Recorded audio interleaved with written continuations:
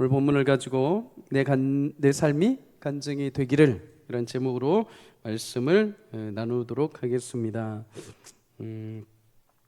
바울은 이제 예루살렘에서 로마로 압송되기까지 총 5번의 변론을 합니다. 본문 내용은 로마의 천부장과 유대인들 앞에서 했던 첫 번째 변론 내용입니다. 앞으로 이제 5번을 하게 되면 이제 로마로 배를 타고 압송이 되죠. 오늘은 첫 번째 변론 내용 본문을 가지고 함께 하나님 앞에 은혜를 나누려고 합니다. 여러분은 만약에 누군가가 여러분에게 왜 교회를 다녀? 왜 그렇게 생활해? 라고 물어본다면 여러분들은 어떻게 대답을 하시겠습니까? 대부분 아마 비슷하게 대답을 할 겁니다. 나 예수 믿어. 예수님 믿어. 예수님 믿어서 교회에 다녀. 이렇게 말할 겁니다. 여러분, 예수님 믿기 때문에 교회 나오고 예배하는 줄 믿습니다. 다른 거 혹시 바라보고 나오시는 분 없죠? 당신 왜 예수 믿어? 당신 왜 그렇게 살아? 라고 물어봤을 때 분명하게 얘기할 수 있어야 합니다. 분명하게 예수님에 대해서 내가 믿고 있음을 이야기할 수 있어야 되죠. 분명한 경험과 예수님을 만난 은혜가 분명히 내 안에 있어야 됩니다. 우물쭈물해서는 안 되죠. 그래서 우리가 신앙생활 하면서 항상 내 안에 항상 한 가지씩은 정해놔야 됩니다. 내가 왜 예수님을 믿고 있지? 내가 왜 다른 것 다 좋은 거 버려서라도 예수님을 따라가고 있지라는 물음에 대해서 스스로가 하나님 앞에 답을 내리셔야 됩니다. 내 믿음이 되어야 한다는 거죠. 처음에는 누구 손에 이끌려서 누가 좋다더라, 누가 나오면 복 받는다더라, 누가 어려운 일 생길 때 그냥 나와서 기도하면 하나님이 해결해 주신다더라, 이렇게 나왔다 하더라도 내가 진짜 왜 교회를 나오는지, 내가 왜 예수 믿고 있는지 스스로가 한 번씩은 정답을 내릴 수 있어야 됩니다. 그럴 때 우리 신앙이 한층 더 성숙하게 되는 거죠. 누구한테 이끌려가는 것이 아니라 내가 예수님 앞에 독대해서 예수님의 뜻을 알고 믿고 신앙생활을 하는 것이죠. 여러분, 바울은 이런 부분에 있어서 아주 명확한 경험과 간증을 가지고 있던 사람이죠. 그는 예수님을 만난 이후에 죽기 전까지 단 한 차례도 예수님의 길에서 벗어난 적이 한 번도 없던 사람입니다. 단순히 바울이 열정이 뜨겁거나 성향이 원래 그런 인간이다라고 치부하기에는 좀 억지가 있습니다. 왜 그런가? 여러분, 그 길을 가는데 얼마나 많은 바울에게 고난이 있었고 죽음의 위협이 있었는지 우리는 사도행전을 펼쳐오면서 이미 다 알고 있습니다. 그럼에도 그가 포기하지 않고 끝까지 죽기까지 로마에 가서 복음을 전하고 순교하기까지 예수님을 따라간 것은 예수님이 너무 자신의 삶에 확실한 것입니다. 예수님이 그의 인생에 부여하신 새로운 삶의 사명과 비전이 너무나 뚜렷한 것이죠. 여러분, 우리에게 바울만큼의 지식이나 열정이 없다 하더라도 한 가지 성도에게 주시는 분명한 교훈이 있습니다. 여러분, 어렵더라도 힘들더라도 여러분을 구원하신 그 예수님을 따라가는 그 길에서 중도에서 절대로 멈춰서는 안 된다라는 것입니다. 바울이 낙심할 때마다 주님 옆에서 늘 그를 찾아오셔서 두려워하지 말라고 권면을 해주셨습니다. 그런데 여러분, 그런 위로와 권면이 어디에 있었냐면 바울의 믿음의 길을 가는 그 도상 위에 항상 있었습니다. 벗어나고 도망치고 모든 것을 버려둔 자리가 아니라 항상 믿음의 길을 가고 있는 그 길 위에서 내가 무릎이 땅에 떨어질 만큼 힘들고 어려운 현실에 처해도 꿋꿋하게 십자가 길을 걸어가는 그 길목에서 항상 하나님은 격려하시고 위로해 주셨다는 것입니다. 여러분, 아예 포기하고 도망쳐 버린 자리가 아니라 힘들어도 걸어가고 힘들어도 그 길목 위에 서 있는 자에게 하나님은 위로를 주시는 것이죠. 그래서 시편 63편 1절은 우리에게 이렇게 고백을 합니다. 함께 읽습니다. 시작. 하나님이여, 주는 나의 하나님이시라. 내가 간절히 주를 찾되 물이 없어 마르고 황폐한 땅에서 내 영혼이 주를 갈망하며 내 육체가 주를 앙모하나이다. 아멘. 여러분, 우리는 평안한 풀밭에서 하나님을 찾기를 바라지만 시편의 대부분의 고백은 어디에서 주님을 찾냐면 황폐한 땅에서 찾습니다. 내가 황폐한 땅에 있을지라도, 내 영혼이 말라 죽어가는 현실에 있을지라도 나를 구원하신 하나님, 나를 부르신 하나님을 내가 놓지 않고 내가 주님을 갈망합니다 라고 시편 기자들은 고백을 합니다. 여러분, 낙심된 현실과 마주할 때마다, 황폐한 땅에 거할 때마다 여러분 끝까지 주를 앙모하는 은혜가 있기를 주 여러분을 축복합니다. 힘들고 어려운 시험이 찾아올수록 여러분 더욱더 주님을 붙들 수 있기를 축복합니다. 문제가 없는 인생이 복된 것이 아니라 문제가 있을 때, 어려움이 있을 때, 고난의 광야를 걸어갈 때 주께 나올 수 있는 마음과 믿음이 있는 것이 축복인 줄 믿습니다. 아무것도 문제가 없는 것이 복이 아니라 내가 어려울 때 붙들 수 있는 주님, 내가 어려운 환경에서도 낙심하지 않고 주님을 붙들 수 있는 믿음, 내가 황폐한 땅에 있을지라도 주를 바라볼 수 있는 시선, 여러분 이것이 있는 자가 진짜 복된 자인 줄 믿습니다. 이사야 40장 31절 말씀처럼 그런 자에게 하나님은 새 힘을 주시고 독수리 날개쳐 올라감 같은 축복을 주실 줄 믿습니다. 여러분, 우리 그런 인생을 살아가기를 축복합니다. 아무것도 없어, 나는 늘 평탄해가 아니라 난 늘 무슨 일이 있어, 늘 어렵지만 그래도 주님이 나와 함께 하시오, 주님이 내 심령 가운데 함께 하시오라는 고백으로 여러분 담대하게 여러분의 삶에 하나님 살아계심이 증거되기를 주 이름으로 축복합니다. 여러분, 바울은 매번 위험의 연속이었습니다. 매번. 오늘 본문도 보면은 여러분 비방하는 유대인들에 의해서 폭행을 당하다가 로마 천부장에 의해 군대에 의해서 영내로 끌려 들어가게 됩니다. 그곳에서 바울은 천부장에게 자신에 대해서 이제 해명을 하기 시작을 하죠. 그리고 천부장에게 허락을 받아서 유대인들 앞에서도 자신에 대해서 이제 해명을 합니다. 1절에 보면 그것을 변명이라고 말합니다. 성경이 변명. 그런데 원어로 보면 사실 이거 의미가 조금 틀립니다. 변명이 아니라 변증입니다. 변론이라는 거죠. 그리스도인의 삶 자체가 여러분 변명하는 삶이 아니라 예수님을 증명하는 삶, 변증하는 삶인 줄 믿습니다. 여러분, 우리는 세상에 핑계대는 인생이 아닙니다. 세상에 살면서 예수님 살아계심을 드러내는 삶입니다. 예수님을 증명해내는 삶인 줄 믿습니다. 그래서 증인의 삶을 산다는 거죠. 여러분, 이 장면에서 바울이 두 가지 언어를 사용합니다. 21장 37절에 보면 헬라 말을 아는 로마 천부장에게는 헬라 말로 이야기를 합니다. 그리고 오늘 본문 1절에서 2절에 보면 유대인 무리들 앞에서는 히브리 말로 이야기를 합니다. 히브리 말, 조금 더 정확하게 말하면 유대인들이 편하게 사용했던 아람어로 표현을 한 것이죠. 자신의 말을 듣는 사람의 입장에서 고려해서 언어를 자유자재로 구사하면서 하나님 앞에 자신의 신앙과 자신의 하는 일에 대해서 변증을 한 것입니다. 바울의 변증 장면을 통해서 우리가 두 가지를 먼저 볼 수가 있습니다. 첫째는 여러분, 사방에 우겨쌈을 당하여도 마음과 입술의 고백은 주님을 향한 믿음의 고백이 되시기를 주 이름으로 축복합니다. 21장 32절에 보면 바울은 군인들의 손에 이끌려서 유대인들 그 달려드는 모든 폭행의 장면에서 벗어나게 됩니다. 오죽하면 성경이 그를 폭행했다라고 얘기를 합니다. 만약에 로마 군인들이 오지 않았으면 폭행당해서 죽기 직전까지 갔을 것입니다. 그런데 그 폭행이 얼마나 심했든지 군대가 와서 멈출 정도였다는 거죠. 군대가 안 왔으면 이 폭행이 멈출 기미가 보이지 않았습니다. 바울이 우여곡절 끝에 로마 병사들 영내로 들어갑니다. 그의 몰골이 어땠을까요? 여기저기 치고 밟히고 돌에 채이면서 모두 다 찢겼을 것입니다. 바울이 그 상태로 로마군이 구하는 영내로 이동했죠. 마음과 육신이 지졌습니다. 힘이 빠졌습니다. 그런데 여러분, 그렇게 폭행당하고 갇혀있는 현실이 바울의 마음과 입술의 고백까지도 가두지 못합니다. 현실이 그러해도 바울의 입술에서는 그가 만난 예수님, 그가 허락하신 복음의 사명에 대해서 포기하지 않고 똑바르게 정확하게 증언을 하는 것을 우리는 보게 되죠. 아무리 육신이 매를 맞고 내가 영내에 갇혀 있어도 자신의 영혼을 향한 구원의 고백, 예수님이 나를 향해서 주신 사명의 고백이 흔들리지 않고 동일하게 흘러나오는 것입니다. 여러분, 때로 우리는 내 삶의 결론을 지금 내가 처한 현실로 결론을 내리려고 할 때가 있습니다. 그래서 다른 사람들처럼 눈에 보이는 화려한 결과가 없거나 승승장구하는 것처럼 보이지 않으면 의기소침합니다.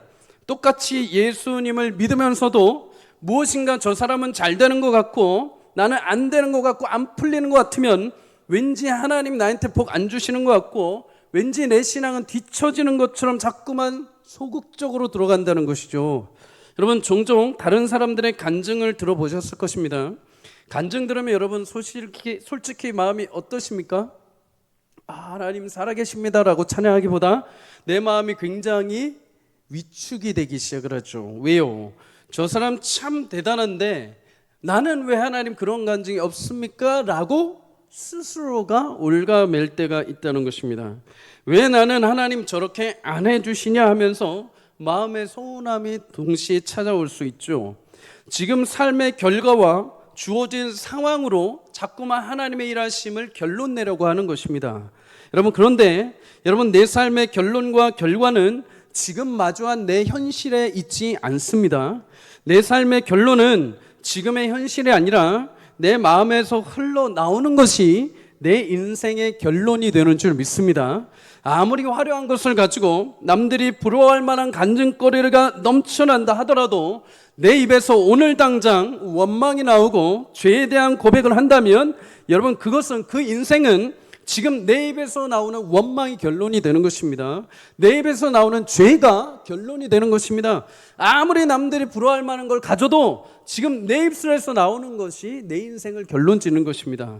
하지만 화려한 간증거리가 없어도 오늘 내 입술이 주님을 소망하고 주님을 찬양하고 감사하고 고백한다면 여러분 그것이 내 전 인생의 오늘의 결론이 되게 하시는 줄 믿습니다.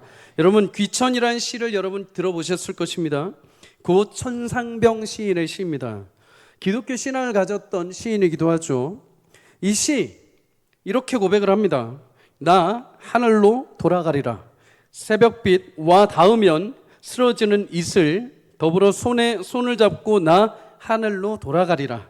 노을빛 함께 단 둘이서 깃을 놀다가 구름 손짓하면은 나 하늘로 돌아가리라. 아름다운 이 세상 소풍 끝내는 날 가서 아름다웠다고 말하리라. 여러분 굉장히 시가 굉장히 부드럽고 굉장히 아름답죠. 아마 이 시를 들으시는 분들은 천상병 시인이 정말 소풍과 같은 삶을 살았구나. 정말 그의 인생은 남부럽지 않은 편안한 삶을 살다가 하늘로 돌아갔을 때 그의 인생이 아름다웠다. 그는 인생을 소풍처럼 살았다. 그렇게 고백하나 보다 이렇게 생각하실 수가 있습니다. 그런데 여러분 실상 그의 삶을 전혀 그렇지 않았습니다. 과거에 그는 6.25 전쟁 때 미국 통역관으로 일했습니다. 심지어 서울대 경제학과에서 공부할 정도로 굉장히 뛰어난 인재였죠.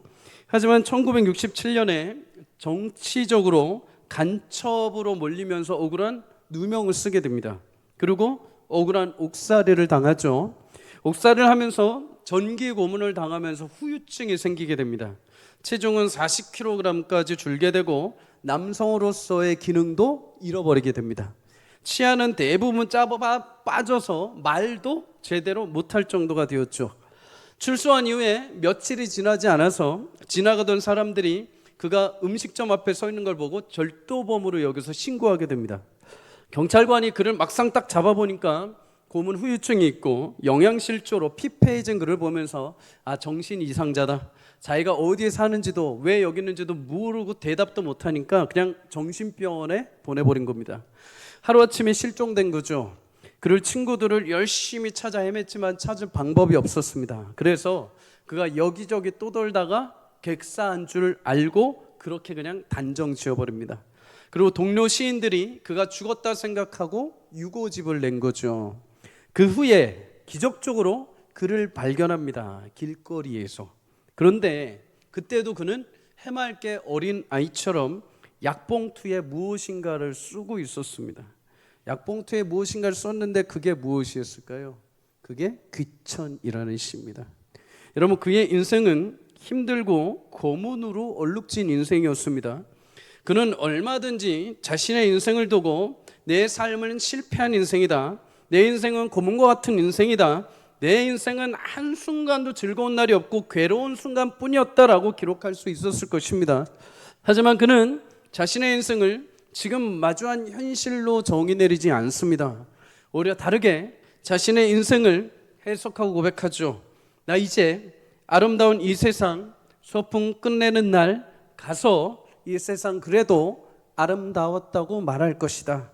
여러분, 주어진 현실로 자신의 인생에 답을 낸 것이 아니라 그의 마음에 가지고 있는 인생, 그의 마음이 바라보고 있는 소망으로 그의 인생을 해석하고 결론 내린 것입니다. 그래서 그의 시가 많은 이들에게 위로가 된 것이죠. 사랑하는 여러분, 화려한 삶을 살아도 그 마음에서, 그 입에서 아쉬움과 한탄만 가득하면 그 인생의 결론은 아쉬움과 한탄으로 끝나게 되어 있습니다. 그러나 부족하고 연약해도 마음에서 주를 믿는 믿음으로 소망을 말하고 은혜를 고백한다면 여러분, 그것이 여러분의 인생의 결론이 되게 하실 줄 믿습니다. 바울은 그의 인생의 마지막에 고린도전서 15장 10절에 딱 한마디로 자신의 인생을 결론 냅니다. 그렇게 맞고 그렇게 죽을 위협에 빠지고 그렇게 자신의 미래가 불투명한 삶을 살았음에도 불구하고 어려움의 현실밖에 없었지만 그는 고백합니다. 나된 것은 하나님의 은혜였다. 그것이 바울의 인생의 전 인생의 결론인 것입니다. 여러분, 상황과 현실이 여러분이 인생의 결론이 되기보다 내 안에 담긴 예수님이 주시는 마음과 입술의 말이 여러분의 전 인생의 결론과 마침이 되기를 주의 이름으로 축복합니다. 주님으로 인해서 내 인생을 새롭게 해석하는 은혜가 있기를 주의 이름으로 축복합니다. 상황과 현실이 주는 대로 인생의 답을 내버리고 끝내지 마십시오. 그냥 이래서 저래서 이 상황이어서 안 되라고 끝내버리지 마십시오. 그 상황에서 주님이 마음에 주시는 감사로, 기쁨으로, 찬송으로 여러분의 하루하루의 입술로 여러분 인생을 마침표를 찍어 가십시오. 그렇게 하루하루를 주님 앞에 내어드리고 감사와 믿음의 고백을 할 때 빌립보서 4장 7절의 말씀처럼 모든 지각에 뛰어난 하나님의 평강이 그리스도 예수 안에서 여러분의 마음과 생각을 지키시는 은혜를 베풀어 주실 줄 믿습니다. 여러분, 상황과 현실이 내 인생의 결론이 아닙니다. 오늘 내 안에 무엇이 있느냐? 내 안에 예수님의 평강이 있다면 그것이 내 인생의 결론입니다. 내 인생에 어떤 위협과 고난과 위협이 있다 하더라도 내 심령에 담겨있는 예수님의 구원의 고백이 있다면 그것이 여러분의 전 인생의 고백이 되게 하실 줄 믿습니다. 사랑하는 여러분, 그런 인생을 살아갈 수 있기를 주 이름으로 축복합니다. 또 한 가지 여러분, 바울을 통해 주시는 교훈이 있습니다. 둘째는 성도는 시간이 지날수록 더욱 주님의 성품을 닮아가는 축복을 주셨다는 거죠. 여러분, 바울은 천부장과 유대인 무리에게 자신이 가진 신앙을 변호합니다. 그런데 여러분, 어떻게 말을 하느냐? 천부장에게 21장 37절 39절에 내가 당신에게 말할 수 있습니까? 청컨대 백성들에게 말할 수 있도록 허락해 주십시오라고 말합니다. 유대인들에게 어떻게 하는지 아십니까? 1절에 부형들아, 내가 지금 여러분 앞에서 변명하는 것을 들으십시오라고 말합니다. 심지어 유대인들에게 부형들아라고까지 말하죠. 영어 성경에 보면 형제들과 아버지들아라는 의미입니다. 나의 형제, 나의 어른들, 나의 아버지들이여 부디 제 말을 지금 들어주십시오라고 존칭을 쓰는 거죠. 존경과 예의를 담아서 그들에게 부탁을 하는 것입니다. 여러분, 이 표현은 사도행전 7장 2절에 보면 스데반이 먼저 했습니다. 스데반이. 여러분 부형들이여 들으소서. 참 아이러니하죠. 스데반이 유대인들에게 그렇게 존칭을 쓰고 하나님의 말씀을 증거하고 순교 당할 때 그 자리에 여러분 바울도 있었습니다. 그때 바울은 스데반이 부형들이여 나의 이야기를 들으십시오라고 했을 때 속으로 어떤 생각을 했을까요? 웃기고 있네. 어디 감히 이것이 돌에 맞아 죽을 인간이 하면서 아마 속으로 막 불같은 열정이 일어났을 것입니다. 그런데 회심한 이후에 바울이 지금 복음의 능력에 붙들리자 과거에 자신이 죽였던 스데반처럼 민족 유대인들에게 고귀하게 존귀한 말로 그들을 대하고 있는 것입니다. 여러분, 그리스도인들에게 한 가지 중요한 것이 있습니다. 그것은 내가 그리스도인이 됨과 동시에 타인들에 대한 존중과 예의를 지키는 것입니다. 흔히 신앙과 인성이 무관하다고 오해하시는 분들이 있습니다. 아니요, 절대 그러지 않습니다. 여러분, 신앙이 깊어지면 우리의 인성도 깊어지는 법입니다. 왜 그렇습니까? 여러분, 우리의 믿음은 신앙 따로 인성 따로가 될 수 없기 때문입니다. 예수님을 믿는 사람은 예수님의 성품과 그의 인성을 닮아가게 되어 있습니다. 그것을 우리는 흔히 말해서 구원을 이루는 성화라고 말합니다. 교리에서 성화, 죄를 멀리하고 성령의 열매를 맺으며 그리스도의 성품을 점점 닮아가는 것입니다. 요한일서 2장 6절은 그래서 우리에게 이렇게 말합니다. 함께 읽습니다. 시작. 그의 안에 산다고 하는 자는 그가 행하신 대로 자기도 행할지니라. 아멘. 여기서 그가 행한 대로라는 이 단어 영어로 보면 워크입니다. 그리스도께서 걸어가신 그 길, 그의 성품과 그의 삶의 방식을 따라 걷는 자들이 진정한 그리스도인이라는 것입니다.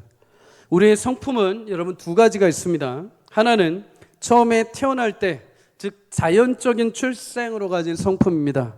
하지만 이 성품은 죄로 인해서 타락했죠. 그래서 우리의 자연적인 성품은 굉장히 지저분합니다. 우리의 본성 자체는 굉장히 안타깝지만은 죄와 타협을 많이 합니다. 그런데 또 한 면 성품이 있습니다. 예수를 믿고 거듭날 때 받은 의롭고 영화로운 성품, 신성한 성품이 있습니다.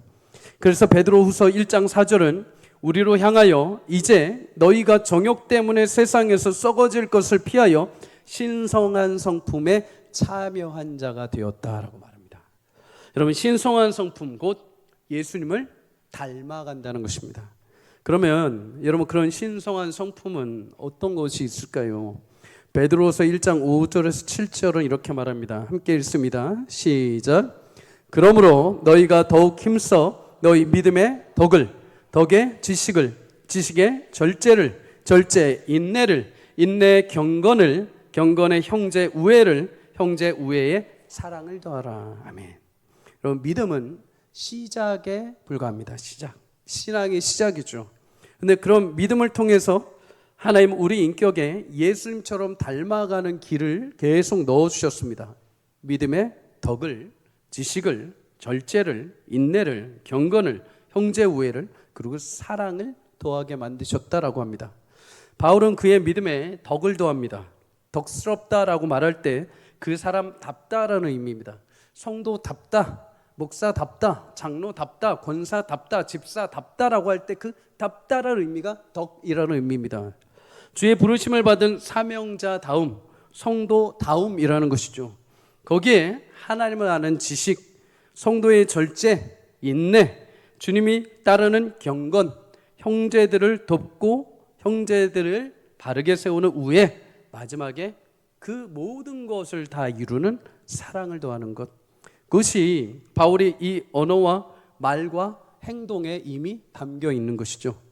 여러분, 예수님을 믿은 직후부터 그의 인생에는 이런 덕과 인내와 절제, 지식, 경건, 마지막에 자신의 민족 유대인을 향한 사랑과 애틋한 마음이 다 담겨 있는 것입니다. 사랑하는 여러분, 성도가 되는 순간부터 하나님은 우리 시간과 인생을 붙들어 가고 계시는 줄 믿습니다. 더욱 주님을 신뢰하고 주님을 사랑하고 나를 잊지 않으시는 주님을 닮아가도록 하나님은 우리를 이끌어 가시는 것이죠.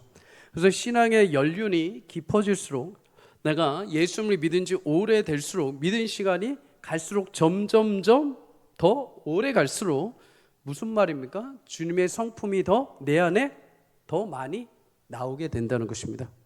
벼가 익을수록 고개를 숙인다라는 한국 속담이 있습니다. 맞는 말이죠. 예수님의 은혜를 깊이 알면 알수록 더욱 그 은혜 가운데 거하는 시간이 내가 많아지면 많아질수록 더욱 주님을 닮아가는 시간이 길어질수록 나는 더 겸손하게 주님을 앞에 나를 낮추고 주님을 높이고 더욱더 주님을 닮아갈 수밖에 없는 것입니다. 누가복음 14장 11절에 이렇게 말합니다. 무릇 자기를 높이는 자는 낮아지고 자기를 낮추는 자는 높아지리라. 여러분, 이 말씀이 요즘에는 다르게 다가오더라고요. 처음에는 내가 스스로 낮춰야지라고 노력을 했는데, 여러분 실상은 우리는 낮춰질 존재들이 아닙니다. 어떤 순간에서라도 나를 높이려고 하지 우리는 스스로 절대 낮춰지는 존재가 아니더라고요. 내 스스로도 이거를 열심히 노력을 해도 그렇게 안 되는 게 낮춰지는 것입니다. 그런데 여러분, 시간이 흘러갈수록, 주님 앞에 설수록, 주님의 은혜와 믿음과 신앙이 점점점 시간이 더 깊어갈수록 그게 되어지더라고요. 내가 주님 앞에 가면 갈수록 점점 더 아무것도 아니구나. 내가 하나님 앞에 이렇게 살아온 인생 시간을 이렇게 돌아보니까 내가 이때 이 순간 내가 한 줄 알았는데 이게 전혀 아니고 하나님 이때마다 이렇게 해서 도우셨구나. 점점 주님과 함께 동행하는 삶을 살면서 내가 점점 나 스스로를 점점 낮출 수밖에 없는 상황에 처하는 것이죠. 그리고 나를 위해 함께 동행하신 예수님이 점점 높아지시는 것입니다. 사랑 여러분, 시간이 지날수록 더욱 깊은 신앙의 맛과 은혜가 우리 모두에게 흘러넘치기를 주 이름으로 축복합니다. 더 나아가서 내 입술의 말과 행실이 주께 연락되는 은혜가 있기를 주 이름으로 축복합니다. 주님을 향해, 그리고 이웃을 향해, 옆에 있는 성도를 향해 존중하고 사랑하는 귀한 입술의 고백이 여러분 신앙이 흘러갈수록 더 깊이 흘러넘치기를 주 이름으로 축복합니다. 요즘 저는 그리스도인의 성품과 신앙의 덕목이 무엇인지를 고민해 보고 있습니다. 왜 그런가? 요즘 아이들이 학교에서 돌아오면 학교에서 친구들하고 한 대화 내용을 종종 이렇게 이야기를 합니다. 그런데 그 대화 내용을 들을 때마다 굉장히 섬찟하고 놀랄 때가 있습니다. 아이들 입술에서 그런 단어가, 아이들이 이제 고작 해봐야 초등학교 저학년 아이들인데 그런 용어들을 쓴다고 라고 할 때가 굉장히 많습니다. 근데 여러분, 그 말들이 얼마나 거침이 없고 무례하고 상대방을 비꼬고 아이인데도 불구하고 어떻게 아이들을 데리고 그렇게 이간질을 하고 아이를 대놓고 그렇게 안 좋은 말을 할 수 있을까라고 할 정도로 충격을 받을 정도입니다. 존중, 사랑, 배려가 어려서부터 전혀 찾아볼 수 없는 현실과 마주한 것이 우리 지금 자녀 세대의 현실인 것이죠. 여러분, 다만 바라기는 우리 다음 세대 자녀들에게 교회에서만큼은 주님을 닮아가는 모습, 주님을 존중하고 사랑하는 모습처럼 성도가 성도에게 귀한 성도와 어른들 안에 귀한 배려와 사랑의 대화와 그 모습들을 보며 뒤에서 따라오는 우리 아이들이 그 보석과 같은 모습들을 보고 자라갈 수 있기를 주의 이름으로 축복합니다. 그렇게 신성한 성품에 참여한 부모들, 그 신앙의 어른 세대의 뒷모습을 보고 자란 자녀들은 반드시 축복이 있을 줄 믿습니다. 여러분, 그리고 우리 교회 모두가 그렇게 주님을 닮아갈 수 있기를 주의 이름으로 축복합니다. 구원받았다는 것은 그냥 내가 예수 믿고 교회 나와서 어려운 문제 하나 해결하고 그냥 끝내고 집에 가서 내 삶 살다가 딱 돌아와서 다시 어려운 문제 때문에 주님 소환해가지고 기도하고 가는 것이 결코 아닙니다. 나를 부르신 그 하나님의 구원의 목적을 이루기 위해서 나를 계속해서 연단하고 다듬으시고 주님 품성까지 닮아가게 하시는 그 하나님의 은혜 안에 내 삶을 맡겼을 때 하나님이 그렇게 자정하시고 만들어 가신 은혜의 축복을 우리는 삶 가운데 경험하게 되는 것입니다. 여러분, 오늘도 하나님이 내 삶에 구원이신 예수님으로 임재하셨습니까? 그렇다면 예수님을 닮아가는 은혜가 우리 가운데 있기를 주의 이름으로 축복합니다. 주님을 높이고 주님의 거룩한 은혜의 형상을 따라서 많은 이들에게 존대와 사랑과 격려를 통하여서 예수님의 성품을 많은 이들에게 흘려보낼 때 여러분, 그곳이 여러분 많은 이들이 찾아와서 샘을 마시고 목마름을 축이고 여러분의 삶을 통해서 위로 얻고 소망 얻는 복된 축복된 통로가 되기를 주의 이름으로 간절히 축복합니다. 여러분, 바울은 이어서 자기 신앙의 경험과 간증을 고백합니다. 이 간증에 대한 내용은 이미 우리가 사도행전 9장에서 이미 다 살펴봤기 때문에 다 나누진 않습니다. 다만 몇 가지만 확인을 합니다. 여러분, 바울의 간증은 크게 세 부류로 나누길 수 있습니다. 첫 번째, 예수를 만나기 전 내가 유대인으로서 율법을 열심히 읽고 교회를 핍박하고 심지어 그리스도인들을 죽인 이야기. 두 번째, 내가 예수님을 만난 이야기. 세 번째, 예수를 만난 이후 이방의 복음 선교자로 하나님이 나를 사명을 주신 이야기. 세 가지로 분류가 되죠. 근데 여러분, 이 중에서 어떤 이야기가 가장 짧을까요? 이 중에서 바울이 고백한 간증 중에 가장 짧은 부분은 3절에서 5절까지 예수님을 만나기 전의 인생입니다. 가장 짧습니다. 3절밖에 되지 않습니다. 그러면 반대로 여러분 가장 긴 간증 중에 가장 긴 내용은 무엇일까요?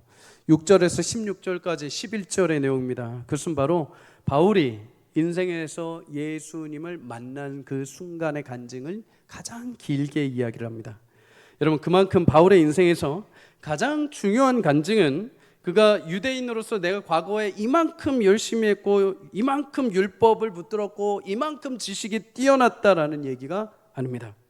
내가 예수를 믿고 나서 하나님이 나에게 사명을 이만큼 주셔서 내가 교회를 이만큼 세우고 성도를 이만큼 부흥시키고 수많은 영혼들이 죽게 돌아왔다도 아닙니다. 바울의 인생의 간증에서 가장 중요한 것은 자신이 다메섹 도상에서 내가 죄악 중에 괴수로서 또 누군가를 죽이러 가는 그 길목에서 주님이 나를 와서 찾아와서 만나 주셨다는 것입니다. 그 순간의 간증이 가장 깁니다. 여러분 우리도 종종 간증을 듣습니다. 근데 간증을 듣고 놀라는 이유가 무엇입니까? 그 사람이 과거에 이랬대. 그런데 지금은 이렇게 됐대. 우리는 이 두 가지 이야기를 듣고 종종 놀라합니다. 과거에 이 사람 그렇게 사업을 막 화려하게 했던 사람이래. 근데 하루아침에 망했대. 근데 주님이 은혜 주셔서 지금 이렇게 막 사업체가 막 번창하고 막 성공했대. 와 대단하지. 옛날에 그가 건강했대. 그런데 하루아침에 건강을 잃고 병 걸렸대. 죽을 위기가 있었대. 그런데 하나님 은혜 주셔서 지금 이렇게 건강해졌대. 여러분 참 귀한 간증입니다. 전과 후가 있는 간증은 귀한 간증이죠. 그런데 여러분 성경이 오늘 바울을 통해서 우리에게 말씀하시는 간증은 조금 다릅니다.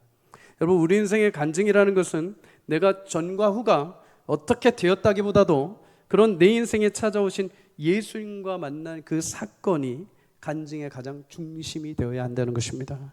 여러분 우리는 종종 착각합니다.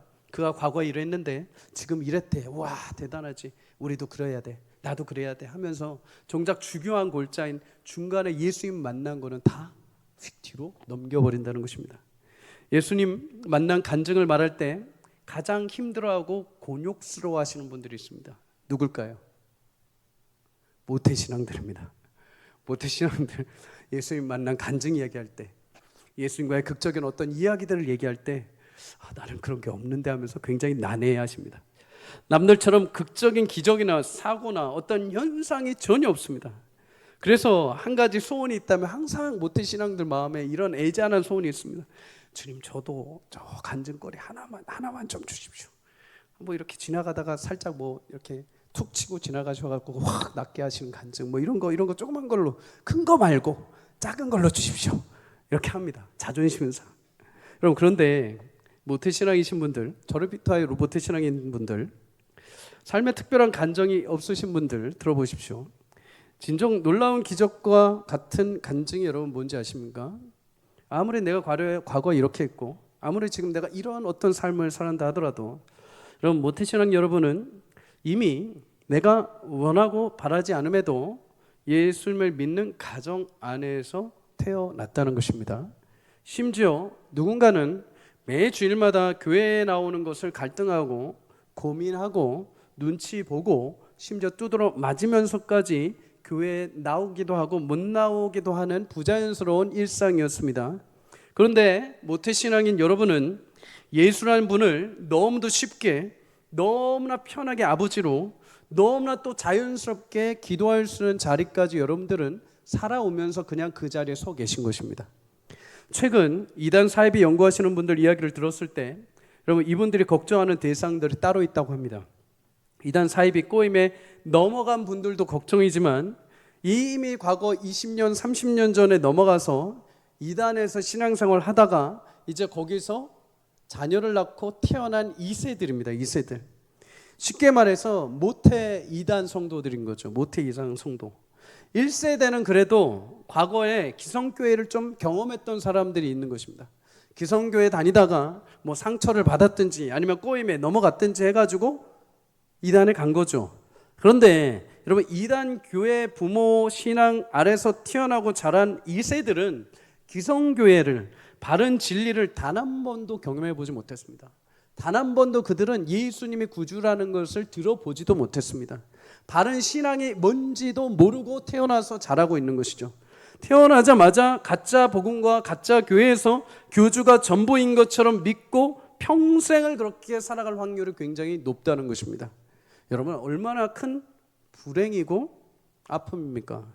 그런데 죄송하지만 모티싱아, 나는 바른 복음을 가진 부모님 아래서 태어나 싫든 좋든 예수님을 알고 바른 신앙을 알고 천국에 대해 알고 예수님으로 통해서 주시는 영생이 무엇인지 알고 듣고 자라고 배워왔다는 것입니다. 그리고 다른 것은 몰라도 예수님이 나의 죄를 위해 죽으신 나의 진짜 주님이시요 내 아버지요 내가 하나님의 자녀 되었음을 다른 거는 몰라도 어떤 간증이 내게 위대하게 없어도 그거 하나만큼은 흔들리지 않는다는 것입니다. 여러분, 이것이 기적이고 간증거리지 무엇이겠습니까? 여러분, 하루하루 어떤 일이 화려하게 일어나는 것도 간증거리입니다. 내가 이렇게 살았다가 풍지박살 났다가 다시 어떻게 일어나고 이런 것도 간증이지만, 여러분, 이 세상에 하루하루가 얼마나 문제가 많습니까? 하루하루 살아가는데 얼마나 힘든 고난한 일들이 많습니까? 그런데 하루하루를 살아갔는데, 세상에 하루하루를 살아갔는데 별 탈 없이 하루를 살아냈다는 것, 별 탈 없이 오늘도 믿음에서 흔들리지 않았다는 것, 오늘도 여전히 내가 예수님을 사랑하고 사모해서 이 자리에 나와서 말씀을 듣고 함께 기도할 수 있다는 것 자체가 나에게 큰 간증이고 은혜인 줄 믿습니다. 사랑하는 여러분, 누군가 여러분에게 간증을 물어본다면 혹 그런 역사와 어떤 기적과 어떤 체험이 없다 하더라도 당당하게 얘기하십시오. 내가 지금 예수님을 나의 구주, 나의 아버지로 믿고 신앙생활을 하고 있는 것, 그리고 하루하루 그 은혜 아래 살아가는 것이 나의 간증이요 나의 기적입니다. 사랑하는 여러분, 그런 축복이 있기를 주의 이름으로 소망합니다. 예수님으로 인하여 여러분, 그것이 우리의 간증이 되어야 할 줄 믿습니다. 다른 것 때문에 내가 이렇게 어려웠는데 이렇게 주님의 은혜로 제가 버티고 제가 이렇게 했습니다. 아니요, 그건 성경이 말하는 진짜 간증이 아닙니다. 예수님 빗대서 결국 나를 높이는, 나를 자랑하는 간증이죠. 아니요, 여러분, 바울은 단 한 번도 그렇게 말하지 않습니다. 자신이 만난 예수님이 내 간증거리인 것입니다. 여러분, 우리 인생의 평생의 간증이 그런 인생을 사는 나에게 그렇게 내가 아무것도 바라지 않았음에도 나를 태중에서부터 책정하시고 나를 그 믿음의 부모 아래서 나를 세워주시고, 내가 다른 사람들은 이거 못 믿어서 저거 못 믿어서 막 의심하고 있지만 나는 왜 그래도 그렇게 자연스럽게 믿어져 있는지, 왜 그래도 나는 기도하는 게 자연스러운지, 왜 그래도 나는 주일날 당연히 예배 나오는 것이 당연한 것처럼 여겨지면서까지 이렇게 신앙생활을 할 정도로 하나님 나라를 사랑하셨는지, 그것이 여러분 우리의 간증이 되기를 주의 이름으로 축복합니다. 예수님을 위하여 내 삶이 풍성하게 넘치는 그 고백이 우리 진실한 간증이 되기를 주의 이름으로 축복합니다. 마지막으로 한 가지만 더 나누겠습니다. 여러분, 바울은 교회를 핍박하고 성도를 주기 위해서 다메섹으로 가게 됩니다. 그곳에서 다메섹 성도들을 끌어올려고 한 거죠. 그런데 다메섹 도상에서 예수님이 그를 만났을 때 예수님이 뭐라고 하십니까? 7절에 사울아 사울아 네가 왜 나를 박해하느냐. 사실 바울은 여러분 예수님한테 굉장히 억울했을 겁니다. 왜요? 자기는 예수님을 핍박한 적도 없습니다. 예수님을 만난 적도 없습니다. 부활의 예수님 얼굴도 보지 못했습니다.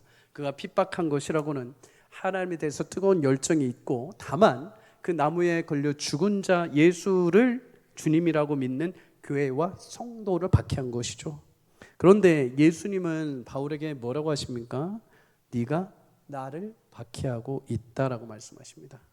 사랑하는 여러분, 교회는 주의 몸된 곳인 줄 믿습니다. 교회를 해야 하는 것은 주의 몸을 해야 하는 것과 같습니다. 그러니 여러분, 늘 말씀드리지만 주의 몸된 교회를 사랑하고 소중히 여길 수 있기를 주의 이름으로 축복합니다. 주님이 물론 성도들의 삶을 보시지만 가장 먼저 보시는 것은 성도가 모이는 교회입니다.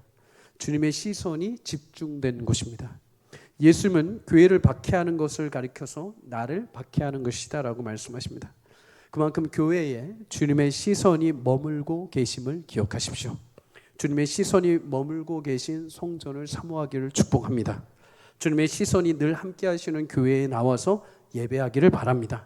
주님의 시선이 늘 함께 하시는 교회에 나와서 기도에 힘쓰기를 주의 이름으로 축복합니다. 여러분, 또 한 가지가 있습니다. 교회뿐만 아니라 예수님은 작은 교회인 성도가 박해당해도 그 고난당하는 현장을 마치 자신이 당하는 것처럼 말씀을 하십니다. 네가 나를 박해했다. 여러분, 교회와 성도를 박해했을 뿐입니다. 그러나 예수님은 그 교회를 박해한 것, 나를 박해한 것이고 성도를 박해한 것이 나를 박해한 것이다 라고 여겨주십니다.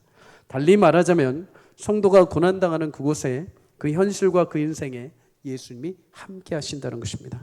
성경 속에 보면 늘 주님은 고난당하는 백성들과 함께 하셨습니다. 애굽에 해방되어서 이스라엘 백성들이 광야에서 나와서 진두지휘하며 믿음의 길을 걸어갈 때, 앞에 홍해가 있고 뒤에 애굽의 병사들이 치어올 때, 고난 속에서 하나님은 불기둥과 구름기둥으로 그들과 함께 하셨습니다.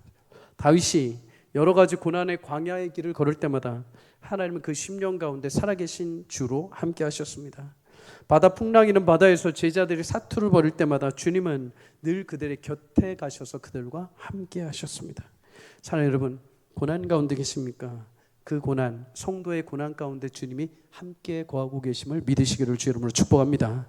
최근 수술하신 한 성도님하고 전화하면서 신방하면서 기도하면서 이렇게 말씀을 하시더라고요. 목사님, 그래도 수술실에 들어가기 전에 천정에 이렇게 성구를 써놓으셨나 봐요. 누워있으면서. 일어날 수 있는 수술이 아닙니다. 누워서 받아야 되는 수술입니다. 성구를 이렇게 천장에 써놓으신 거죠.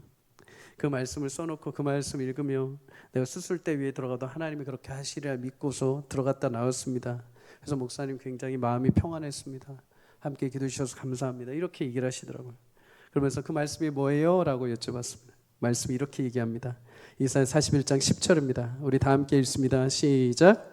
두려워하지 말라, 내가 너와 함께함이라. 놀라지 말라, 나는 내 하나님이 됨이라. 내가 너를 굳세게 하리라. 참으로 너를 도와주리라. 참으로 나의 의로운 오른손으로 너를 붙들리라. 아멘. 여러분, 이 말씀이 하늘의 천장이 아니라 내 심령에 심겨지기를 주 여러분 축복합니다.